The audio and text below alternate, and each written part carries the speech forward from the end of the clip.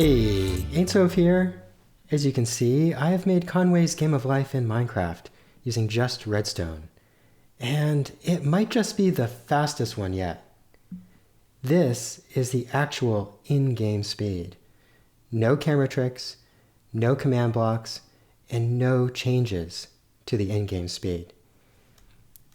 Let's take a look. As you can see, my ticks per second is 20, which is the normal speed that Minecraft runs at, with 20 game ticks per second. If you've seen a faster Game of Life in Minecraft, chances are they've used these tricks. And that's okay. They just want to showcase their hard work. And most of them will be happy to tell you the actual speed of their creations. This is my speediest design, which updates faster than once a second, or every 18 game ticks to be precise. That's about 1.1 hertz, or 67 generations per minute. To achieve this speed, I've incorporated a number of cool technologies, such as zero-tick T flip-flops, parallel processing, and comparator priming. I've also come up with a wireless user interface for toggling cells on and off, allowing for this super clean display unmarred by pressure plates, buttons, or note blocks. I'll show you how it all works as I walk you through my design process. There's even a super secret feature that I haven't seen in any other Game of Life. I'll reveal what it is later on in the video. What does this button do? But I'm getting ahead of myself. What is Conway's Game of Life? The Game of Life is a two-dimensional cellular automaton created by John Conway in 1970. It works like this. We start with a grid in which each cell is either alive or dead. To determine each cell's state in the next generation, we apply these simple rules. A cell is born when it has exactly 3 living neighbors out of the 8 surrounding cells. So if we use this candle to mark the cell we're talking about, here is one neighboring cell, second one. Okay, that's 3 living cells. So in this condition, this cell would come alive. But it only works if it's exactly 3. More than 3 or fewer than 3 won't result in a birth. The other rule is the survival/death rule, and it states that a cell will only survive to the next generation if it has exactly 2 or 3 living neighbors. So this same cell now has 3 living neighbors, so it would continue to survive. And it would do so even with 2 living neighbors. But with 1, and that'll cause it to die. Similarly, if there are 4 or more living neighbors, it'll also die. This is what the Game of Life looks like when implemented in redstone, at least how I've done it. In front of me is just a single cell of my most advanced design, the one capable of updating once every 0.9 seconds. But it's been a very long journey to get here, through a great many prototypes. If you've enjoyed the content so far, please consider giving the video a like. And if you'd like to get updates going forward, you may consider subscribing as well. Thanks. Now let's get back into it. My progression can be visualized with this bar chart, in which the copper blocks represent the clock rate, and the snow blocks represent the build height. So you can see my first working prototype clocked in at just above half of a hertz and a build height of 29 blocks. Now, if we focus on just the copper blocks for now, you can see that I was able to achieve quite a bit of speed up in the clock rate. More than double, in fact, by the time reaching my most advanced design. Now, if we go back and look at the snow blocks, you can see that early on, I was able to compact things a bit, but then I decided to really focus on optimizing the clock rate. In engineering and in life, there are always trade-offs. And I decided that pursuing clock rate was the trade-off that I wanted. So I did sacrifice some build height in order to achieve greater and greater clock speeds. My final version clocks in at about 1.1 hertz and a build height of 34 blocks. Oh yeah, and I named it The Good Life. Now, before we jump into the details of any of these designs, I think it's actually best if we start with redstone that isn't constrained by having to build vertically or remain within the bounding box of a cell. So that's what I've done right here. And at the core of any cell is the need to detect the number of living neighbors. And I think maybe the most natural way to do this is with a comparator on subtract mode. Now, just as a reminder, a comparator on subtract mode will take the input signal strength and then subtract the signal strength of any signals coming in on the side. And even though a comparator can take signals from two sides, it won't subtract both of them. It'll just subtract the strongest of the two that's coming in. So we actually need to use a separate comparator for each subtraction of a living neighbor. Now notice I filled this chest with just enough non-stackable items to emit a signal strength of 8. It doesn't have to be 8, but I'm just doing so for the sake of this illustration since we have 8 adjacent neighbors. And so we have 8 comparators on subtract mode, and those 8 neighbors represented as such. And I've color-coded them so that the north-south neighbors are brown, the east-west neighbors are orange, and then the diagonal neighbors are either pink or magenta.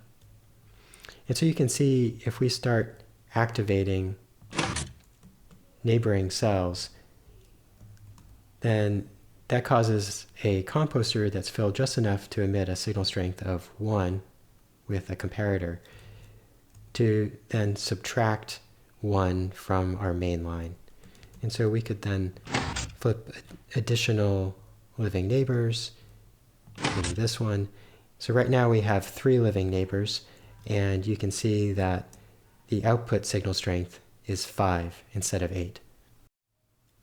Now that we have a signal strength that varies based on the number of living neighbors, we need to convert that information into emitting a signal only if this cell is going to change state.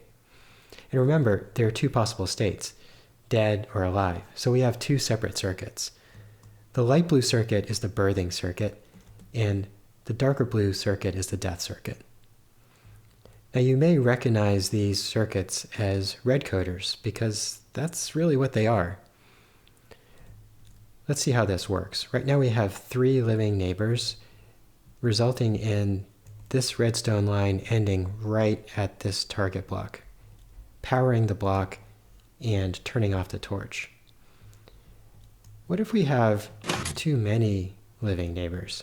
Well, now the redstone line can't reach the target block, and so the torch turns on, activating this line. And if we have too few living neighbors, well, now the line is able to extend 1 block further to this repeater, which also activates this line. So it's only when we have exactly 3 living neighbors that this line turns off. But that's actually the opposite of what we want, right? We want a signal when we have 3 live neighbors. So we just have to invert that signal with a torch. The death circuit is very similar because remember, we also want to detect when we have 3 living neighbors, right? When a living cell has 3 living neighbors, it stays alive. But it also stays alive when it only has 2 living neighbors. So, unlike the birth circuit, we don't have a repeater detecting for 2, right? Nothing happens there. We can stay alive.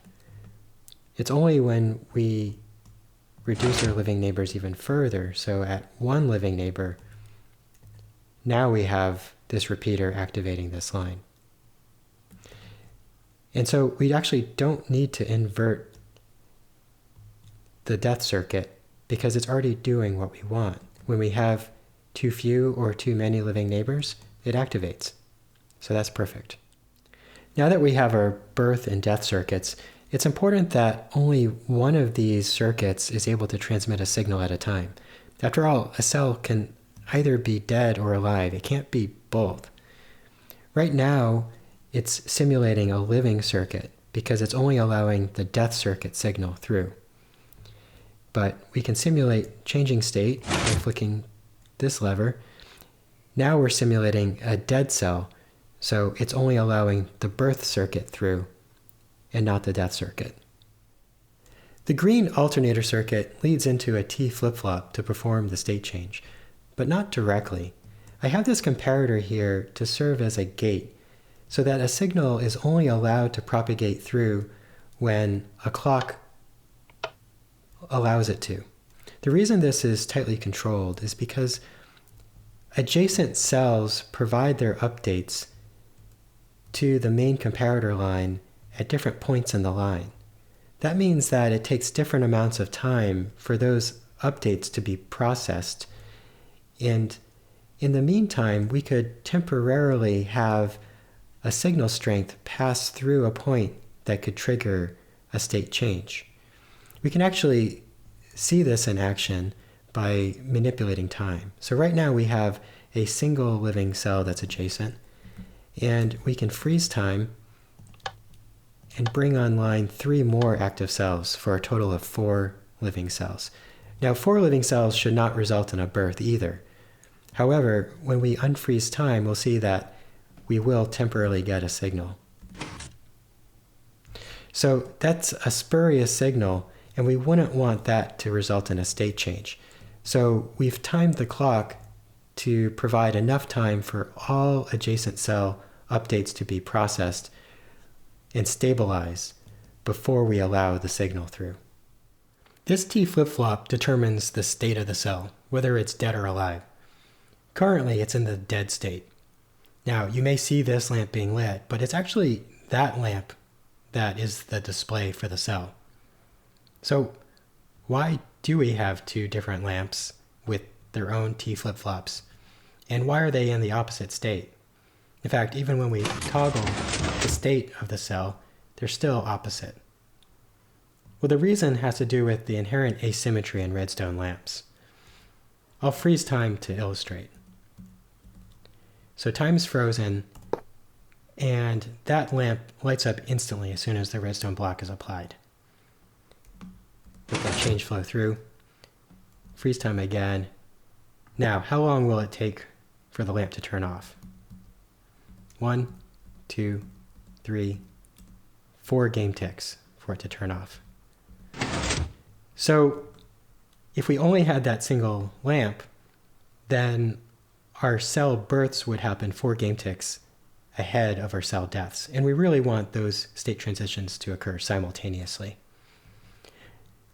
By pairing up these 2 lamps such that a lamp has to turn off in order to turn that lamp on, and this lamp has to turn on in order to turn that lamp off, those asymmetrical delays cancel each other out.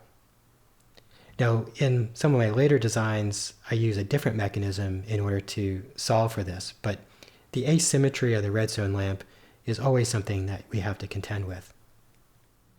So what does the state of a cell impact?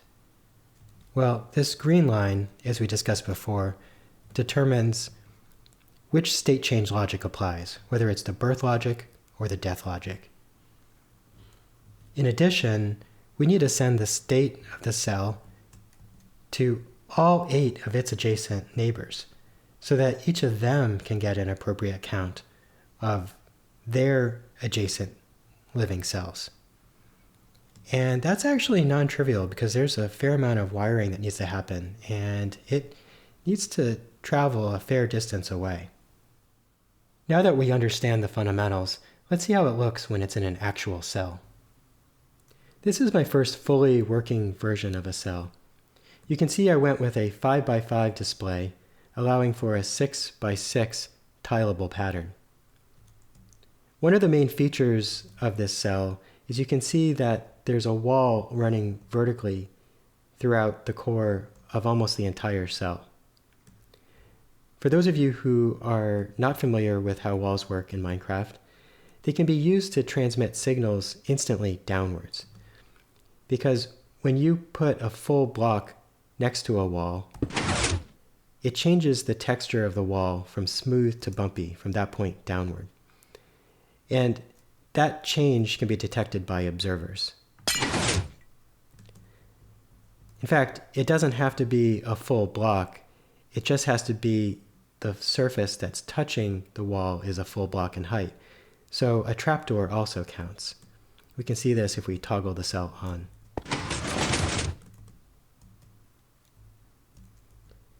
So this trapdoor is now closed against the wall, making the wall bumpy. And that has resulted in this T flip-flop for the green circuit activating, which has now changed which circuit is active. So because the cell is on, we can see now that the death circuit is allowed through instead of the birth circuit. And further down, we can see that all of these composters are now pushed away from their sticky pistons. And this is to transmit the state of the cell to all 8 of its adjacent cells. Now these composters have been carefully calibrated so that the signal strength will decay to a signal strength of 1 by the time they reach the neighboring cell's comparator. For each cell design, I also created a copy in which all of the wiring to and from adjacent cells has been built out so that we can better visualize what's going on and also simulate what happens when adjacent cells are living. So that's 1, 2, 3 living cells that we're simulating. And we would expect for this cell to activate. Now, it hasn't yet because remember, the input into the T flip-flop is gated by the clock line, which you can see here in purple. In this design, I've used Kaizen instant wire to instantly transmit the clock pulse to all cells simultaneously. And we can simulate that like this. As expected, the cell lit up. For each cell design, I also implemented a 3x3 grid of cells to serve as a demo. So let's turn on the clock and see it in action. Here we have a blinker running at a pace of 38 game ticks per generation, which could be faster. So let's explore what we can do to speed it up. I first focused in on the state change mechanism. And in particular, I realized that this sticky piston could be removed and this observer could be shifted up and over as long as the pulse length were shortened from 6 game ticks down to 4 game ticks. By doing so, the observer would fire on the rising edge of the pulse but then still be on cooldown for the falling edge, and therefore only fire once. I also realized that these repeaters in this green alternator circuit could be removed if I used a different configuration to break the circuit. So let's take a look at these changes. So now the redstone line just goes up a step, so that when the emerald block is pushed down, it's breaking the circuit and no repeaters are necessary. So that saved 2 game ticks. And then another 2 game ticks was saved with the removal of that sticky piston. I just had to shorten the pulse from the clock line from 3 redstone ticks down to 2. So that brings us down to a 34 game tick period. My next version focused on compacting the birth and death circuits. As you can see, in this version, they're pretty spread out. So let's take a look. This is how they look when I compacted them. And you can see that I was able to save 2 blocks in height. So the build height is down to 27 blocks. So far, we haven't really talked about the clear function. How do we clear the entire board? And I implemented that with these black lines. And it works like this. A pulse coming through will turn off any living cells. However, this implementation has this side effect where if the cell was already dead, it temporarily flashes before turning it off, which is not ideal. That does generate a bit more lag, and that's something we can improve on. Next, I focused in on the state change mechanism again because I felt like there was still room for improvement. In particular, once the signal makes it past the comparator, it takes 2 game ticks for the observer to fire, and then when pushing the redstone block away to turn off the cell, well, that trapdoor is depowered instantly. However, when turning on the cell, it takes 4 game ticks to repower this trapdoor because the sticky piston has to extend and then retract. So in total, it takes 6 game ticks for the cell to turn on and 2 game ticks for the cell to turn off, which is really limited by the slowest speed, so we're at 6 game ticks. By balancing it out as 4 game ticks to turn on and 4 game ticks to turn off, we could achieve a savings of 2 game ticks. However, rather than do all that work just to get a 2 game tick benefit, I thought, well, what if we replace this entire circuit with an instant T flip-flop? And that would give us a 6 game tick benefit if we could pull that off. I searched for instant T flip-flops and came across this really cool design by Win Nam. It's instant upon both activation and deactivation. My only reservation with it is that it makes use of a gravity block, and that's because gravity blocks are actually entities when they're falling. And I was concerned that might generate too much lag, especially when this is scaled out. So I just swapped out the sand for a regular block and added this circuit to push it back down. Since that was working, I then incorporated it into this prototype and got this to work as well. We can see it in action, and what we're going to look for is this comparator will light up and instantly that wall texture will change. Perfect. However, I have to admit, I wasn't totally satisfied with this design, and a big part of it was just the aesthetics. I had to reconfigure the torches for the display in order to accommodate this piston to avoid quasi-powering it. And the resulting pattern is just, it's a bit bizarre. Another point, although minor, is that there's a little bit extra delay when toggling the cell.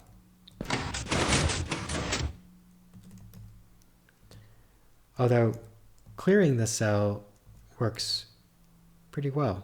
In fact, when it's dead, it doesn't light up. Although a piston still fires. So I thought maybe I could still improve on things, and ended up coming up with my own instant T flip-flop design that centers around this classic instant repeater. Now, one thing that's great about this instant repeater is that when it receives a pulse, it instantly pushes its redstone block out. However, it's not instant upon retraction. So to get around this issue, I realized that actually we don't have to wait for the retraction of this redstone block in order to depower the trapdoor. all we have to do is move this target block. And if we can do that instantly, then we can depower the trapdoor instantly as well. And that's what this other redstone line is for. Now, one tricky thing here is it's important that we only move the target block away when we're depowering. When we're powering it, the target block has to remain here to allow for the trapdoor to be powered. And that's why I have this sticky piston here with this gold block. So when we're activating it, that gold block is tucked away. And it's only when we're depowering the gold block is up, which then moves the target block. So with that working, I then incorporated it into this prototype and got this working as well. So we can see it in action. And for this run, let's actually freeze time. We'll activate it, and now we'll take 13 game ticks so that we're right before when the comparator activates. And what we'll see is the comparator will activate and the wall will change from bumpy to smooth in a single game tick. Right there. Now we'll let that change flow through. We'll freeze time again, and we'll do another test. So once again, we'll step 13 game ticks, and in the next tick, we'll see the wall return back to bumpy. There it is. And let's let that change through. So you can also see that the torches are in the same symmetrical formation as they have been. So yeah, that's just very aesthetically pleasing to me. Also, activation is very fast when activating it manually. And the clear line works great as well. And in fact, when the cell's already dead, the pulse just flies by without touching anything.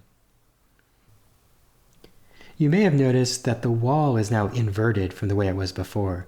That is, a bumpy wall now means the cell is dead, and a smooth wall means the cell is alive. So why did I make this change? Well, do you remember the inherent asymmetry in redstone lamps, that they turn on instantly but take 4 game ticks to turn off? Well, it just so happens that this instant repeater circuit together with this piston exhibits the same type of 4 game tick asymmetry when given a 6 game tick input pulse, which is how I have it configured. And so in order for those asymmetries to cancel each other out, I had to invert the wall. And that way, cell births and cell deaths happen simultaneously.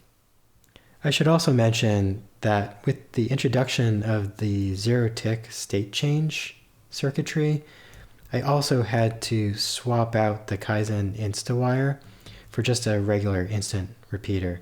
And the reason for that is because of this wiring that's part of the new circuitry, and the fact that really any rail-based InstaWire is just incredibly sensitive.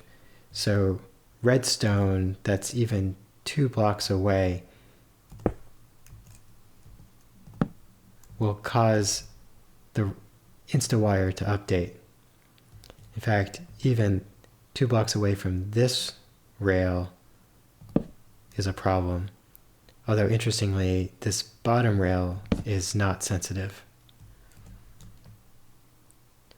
So that required this change, but as it turned out, it actually also simplified the wiring, since instant repeaters, when you're turning them off, support a 6 game tick pulse length, and that's exactly what I needed. So it just required a single repeater. While we're talking about InstaWire, I did want to call out that I am still using a rail-based InstaWire for propagating the signal from the centralized clock down to all of the columns of cells in a big array. This particular version of InstaWire was first discovered by Abacus, but was also independently discovered by Rubik's the Slime and featured in one of their videos.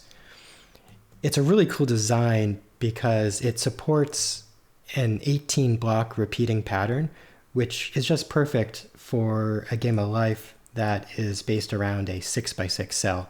So every 3 cells requires one of these relay stations.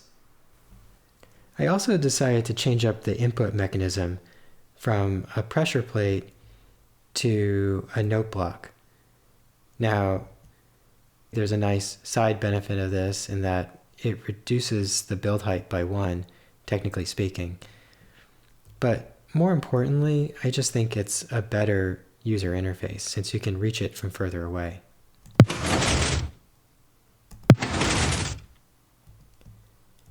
And of course, I made sure that this design is completely spam proof.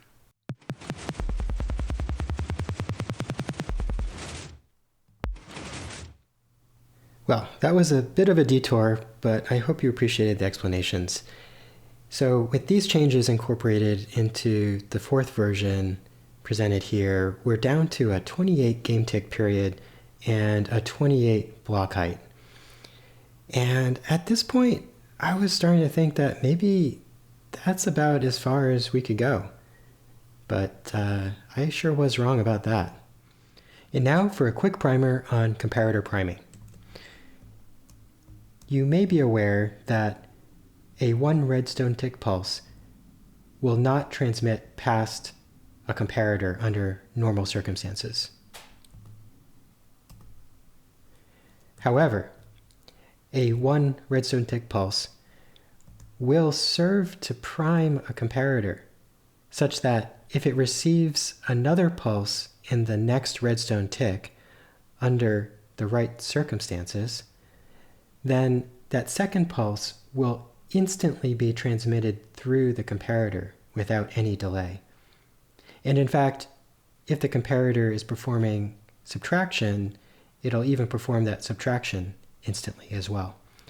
So I've set up this demonstration to illustrate that, where on the left side we have comparator priming and on the right side we do not. And clearly the left lamp lights up first and goes out first, showing how the comparator delay was essentially skipped. Now you may be thinking that comparator priming will dramatically increase our game of life.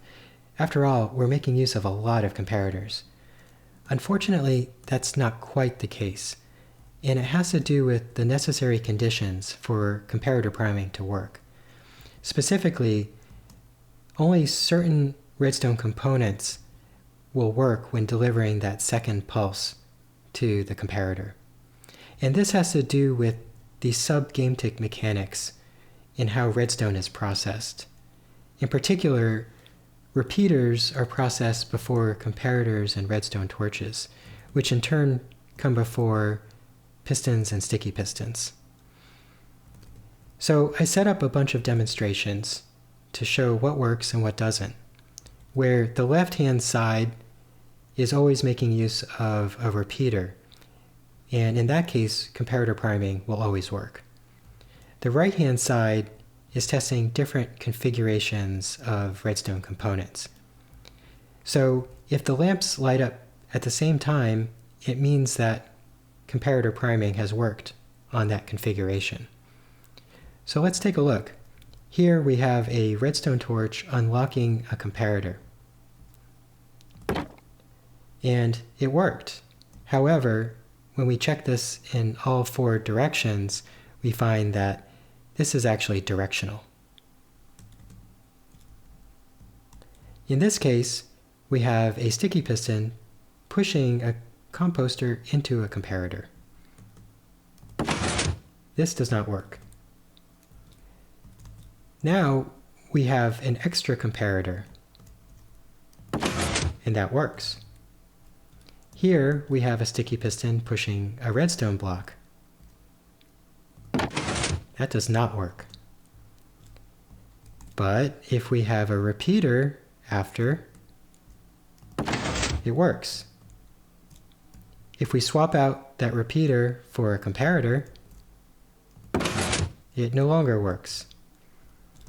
But if we double up the comparator, it works.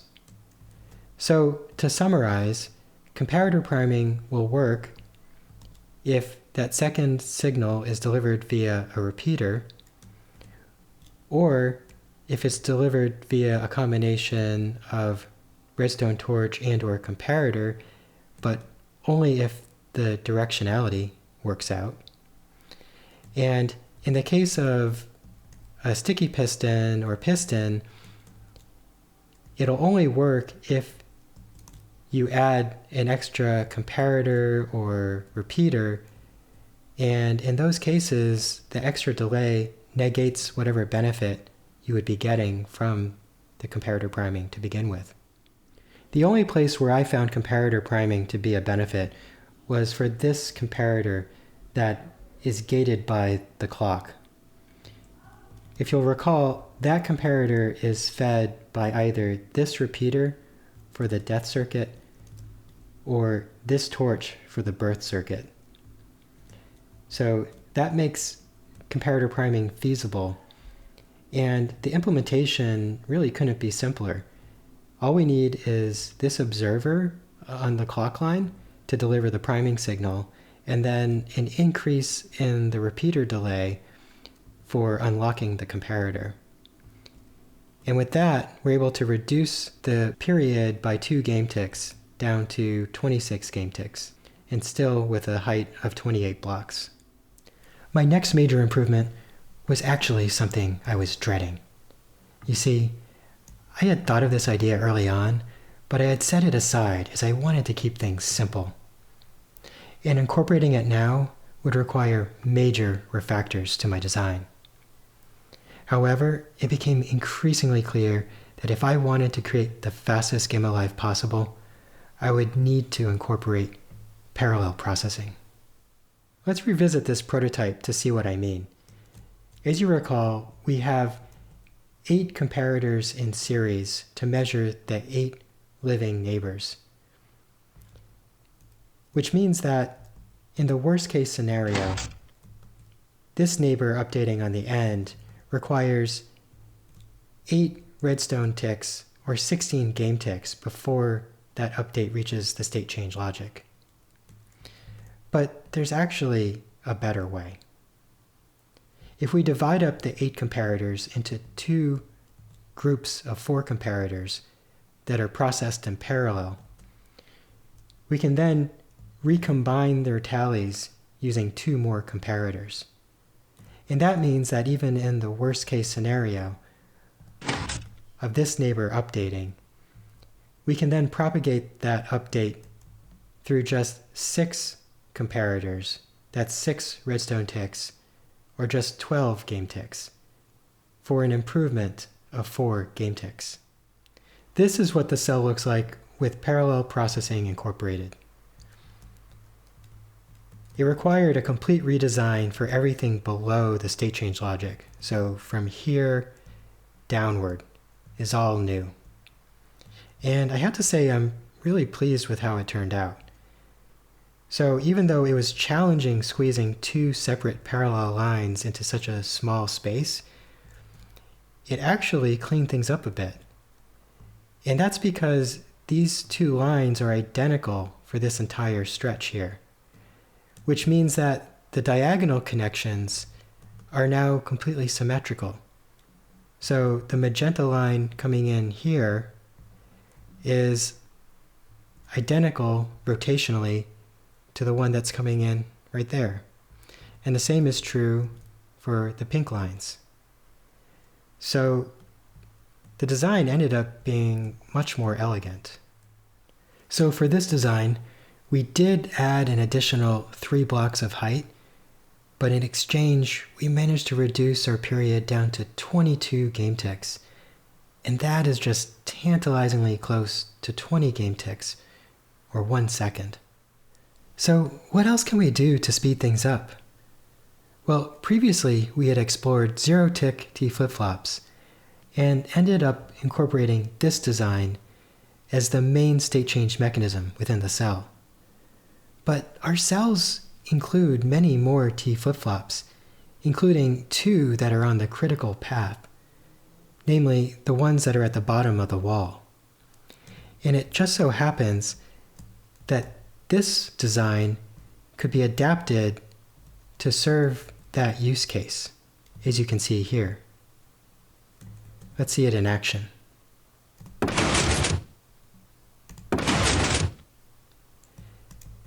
So as you can see, by zero-ticking these composters, we're now able to shave another 2 game ticks off of the update time. Here's the updated cell with the zero-tick T flip-flop at the base of the wall. That was the only change that I made in this version. So it did add an additional 2 blocks of height, but look at that. It brought us down to 20 game ticks in period. That's a 1 second period, or 1 hertz. Honestly, I didn't think this was even possible when I started working on this. And we're not done yet. The 8th version didn't speed up the clock at all. Instead, it focused on some really cool features. You might call them quality of life features?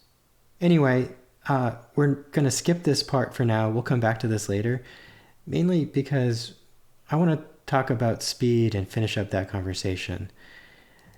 So we're going to talk about the changes introduced into the 9th and final version, which allowed us to get down to this really blazing fast speed here. Previously, we had discussed how introducing this zero-tick T flip-flop had reduced the clock speed by 2 game ticks. And yet, I was so preoccupied with that improvement, I had completely missed another opportunity to improve the clock speed even further.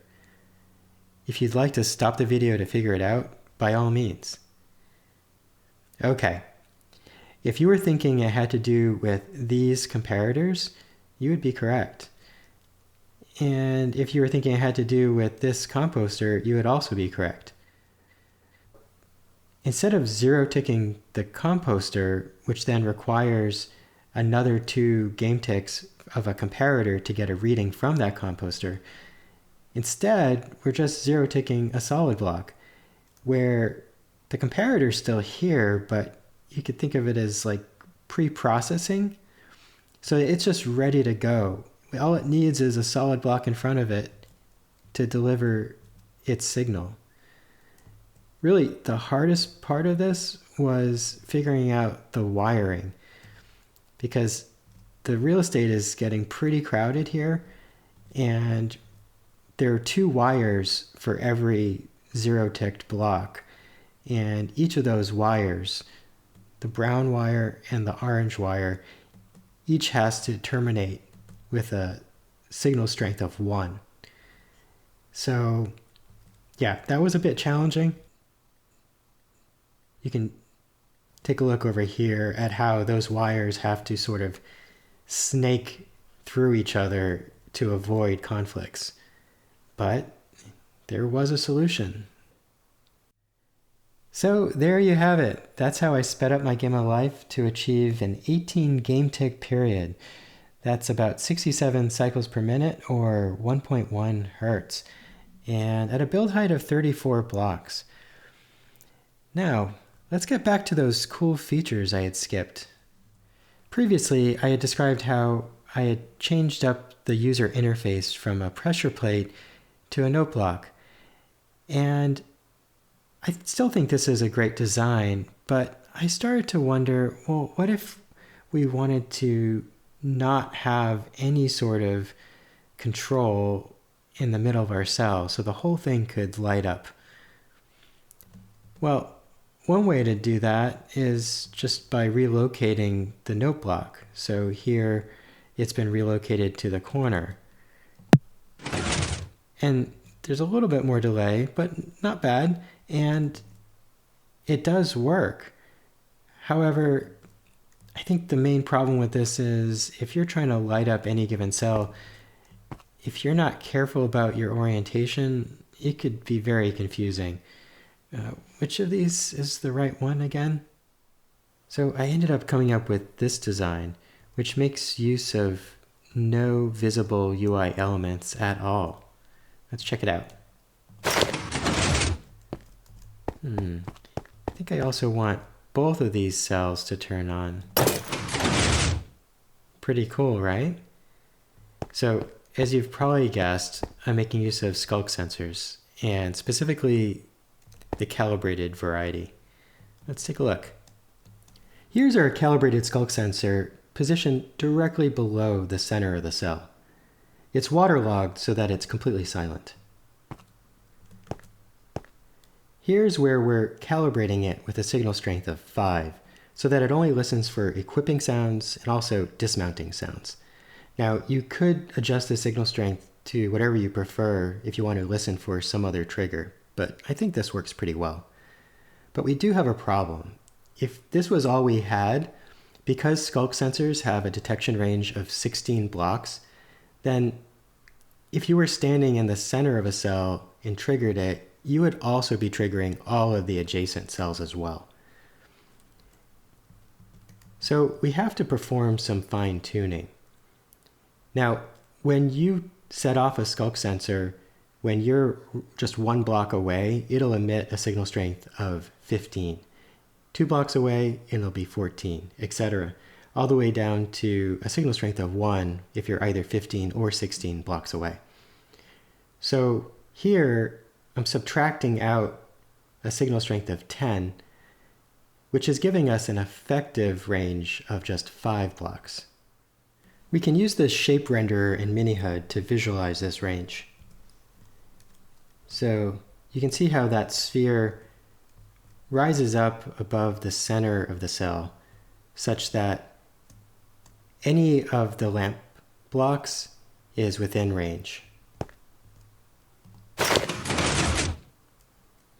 You can also see that the middle 3 blocks on each border is also within range, which means that it's within range of the adjacent cell as well, allowing it to trigger 2 at once. But if you step away onto the lamp, then it only triggers that 1 cell. This has been super useful for configuring patterns. Plus, I mean, you really can't beat this look, right? Now, you've all been really patient. Either that or you just skipped to this part of the video. But either way, it's time to reveal the secret. And the secret feature is High Life mode. Now, for those of you who are not familiar, High Life is a variant of the classic game of life, where a new cell can be born not only if there are 3 live neighbors, but if there are 6 live neighbors as well. The survival rule is exactly the same, 2 or 3 live neighbors to survive to the next generation. Now, because of these similarities, many of the same patterns work in the regular game of life and also in High Life, but there are some differences, and some of those differences are really cool. In fact, John Conway once said, "It seems to me that High Life is really the game I should have found, since it's so rich in nice things." I'm going to demo one of those nice things in just a little bit, but first, let's take a look at the redstone. To support High Life mode, I had to redesign the birth circuit to detect not only 3 live neighbors, but 6 live neighbors as well. And because of the change in configuration, I ended up having to redesign the death circuit as well. You can see the 3 live neighbor detection right here, right? Because with 3 live neighbors, this signal strength of 3 would drop down to a 0, turning off this repeater. The 4 would go down to a 1, so the target block is still powered, the torch stays off, which means that this torch lights up and goes into the green circuit. The 6 neighbor detection is really the same circuit, just moved further along the line, right? So with 6 live neighbors, this 6 would drop to a 0, turning off the repeater. This 7 would drop to a 1, so the torch would stay off. This circuit turns off, which means that this torch lights up, going into the same line. So the 3 detection and the 6 detection are ORed together. But we don't always want to be in high life mode, right? We want to be able to toggle it on and off. And that's what the cyan line is for. So we can see when we trigger this, the redstone block gets pushed into place, which powers this line on the 6 detector, which means it's essentially disabled. Yet the 3 detector is still functioning for our classic game of life. Now for the high life mode demo. You can see down below that the indicator lamps are turned off. So we have to first turn high life mode on with this button. And that will turn on high life mode on every cell in the entire board. Now all we have to do is clear the board, configure a new pattern, and then turn it on. Oh, and now that you know about the secret high life feature, let's do something fun. Post a comment and include this phrase, high five for life. That way I'll know you're one of the dedicated few who's in on the secret. Now, enjoy the show.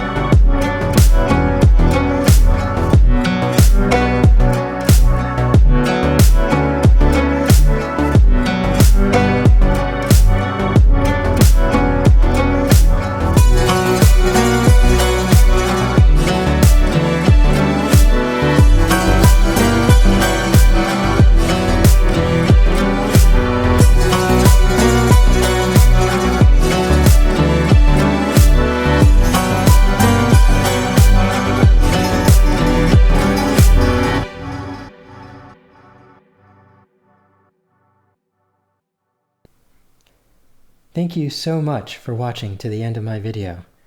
If you enjoyed it, well, you know what to do.